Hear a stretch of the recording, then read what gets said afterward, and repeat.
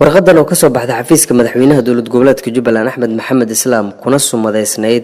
www.xm/DGGS/2019 war-saxaafadeed dowlad goboleedka Jubbaland ee Soomaaliya iyadoo mar walba muhiimada koowaad siinaysa wadajirka tala wadaaga iyo wax wada lahaanshaha ummadda Soomaaliyeed dhowreysana nidaamka lagu heshiiyay ee federaalka isla markaana ilaalinaysa dastuurka ku meel gaarka ee dalka kaasoo aasaas u ah dowladnimada Soomaaliya haddaba dowlad goboleedka Jubbaland waxay sharci darro u aragtaa si qayaxan u diideysa in la ansixiyo xeerka doorasho oo aan lagala tashan dowlad goboleedyada xubnaha ka ah dowladda federaalka Soomaaliya iyo go'aan kasta oo taabanaya masiirka ummadda Soomaaliyeed sida amniga dalka qaab dhismeedka hanaanka cadaaladda qaybsiga awoodaha waxaan ka soo horjeednaa go'aan kasta oo aan waafaqsaneyn dastuurka ku meel gaarka ee dalka iyo heshiisyadii ay hore isula garteen dowladda federaalka iyo dowladaha xubnaha ka ah dowlad goboleedka Jubbaland ee Soomaaliya waxay si adag uga soo horjeedaa kana digaysaa wax ka beddelka xeerka batroolka dalka iyo dhammaan qaybsiga kheyraadka dalka